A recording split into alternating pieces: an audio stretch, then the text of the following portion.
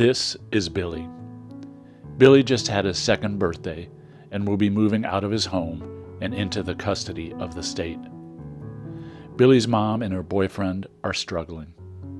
Her life has been shaped by trauma, a history of family violence, mental illness, and drug abuse.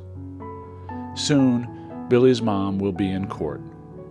But will the court be ready to manage the multi-generational cycle of trauma?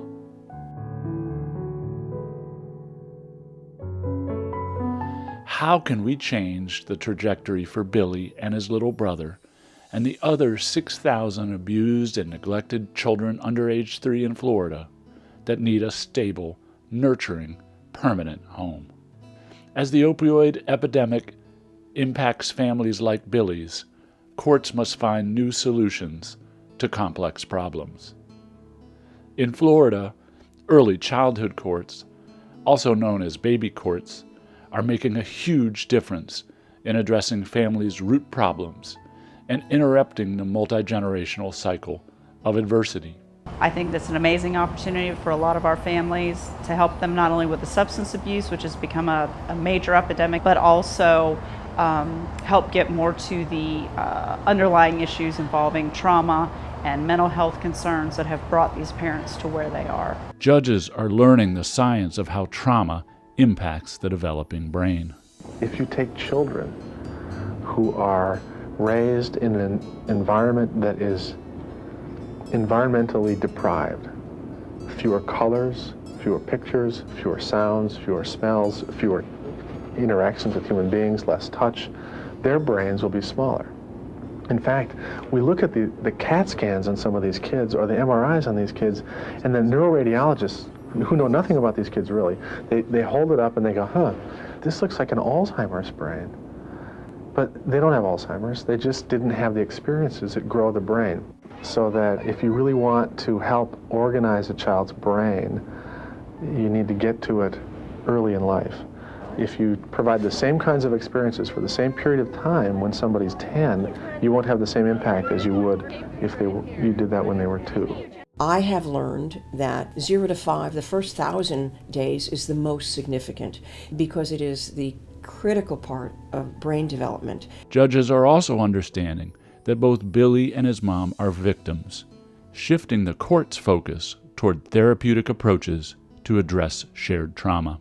The trauma science is absolutely essential to a judge being able to decide that this resource that I'm deploying can actually be more than a hoop for these people to jump through, but instead an effective intervention that can restore a family, protect a child, mitigate trauma, and strengthen families ultimately. I learned that it really worked. It actually addressed the trauma for the families. It addressed the trauma for the children and the bond between the parent and the child, and it could actually help and stop these parents from coming back again and again. We want you to heal from what happened to you when you were younger. It sounds like you have begun to grasp that you don't want to see bad things happen to your children or in front of your children anymore. Your future can be very different than the past. And the healthier you are, the healthier your interactions with the children can be. Like other problem-solving courts, baby courts bring together professionals into teams. With monthly family team meetings and monthly court hearings, the team can track progress and adjust case plans. Community coordinators engage service providers and draw them in, building local capacity to help high-need families like Billy's.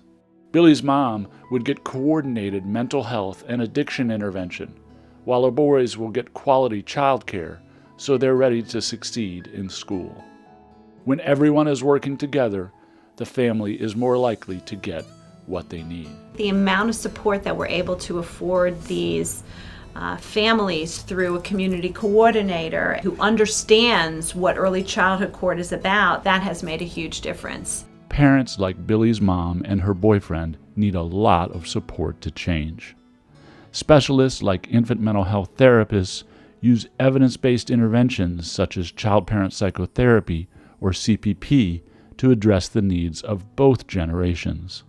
Once we learned about early childhood court, our entire community bought in. And I have families that come in and they show me pictures of how their child has changed from hearing to hearing. They're babbling more, they're looking me at the eye, they're following along when I read them books, when I hand out books to them. I think that that's one of the best parts about early childhood court. So early childhood courts really bring together multiple systems. It brings the mental health system in to really heal the underlying trauma. It brings the early childhood system for developmental supports for the child. It brings the judiciary in for a more therapeutic approach, knowing that if we can heal the family's trauma, that we can stop the intergenerational cycle. I come from a very conservative part of the state of Florida in Northwest Florida. And one of the things that I think has allowed this program to be well received in the area is because it does lead to a more efficient use of our resources. And it provides better outcomes because every time we can actually solve a problem within a family, it keeps kids out of the juvenile justice system, keeps kids ultimately out of the adult prison system. I see the end of failure are death cases. And if you go back into their childhood, they have a history of all of these adverse childhood experiences, parents in prison, teenage moms, exposure to domestic violence. Now, we can't save these defendants, but if we look at their stories, we can say, what if? And so the what if is on the front end, what can we do? And when these children come into our courts, we have that sacred obligation to ensure that we don't set her up or him up for a lifetime of failure. Our job is to improve dependency court, and with early childhood court, we're doing just that.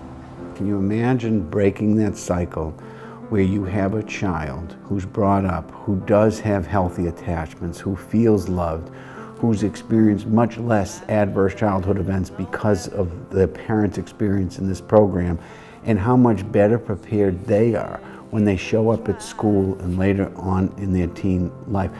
It changes the trajectory for that child. And so to me, any investment that you make in this program is well worth it. It is impacting multiple generations. And that's the only way, I believe, that we will ever turn the needle on a lot of our child welfare issues. So I can't say enough for the program. I would like to see it implemented in all of our circuits throughout Florida. We have it in some, but we need more. Early childhood court teams represent a better way to manage families like Billy's. A caring, coordinated, trauma-informed team approach is the way forward.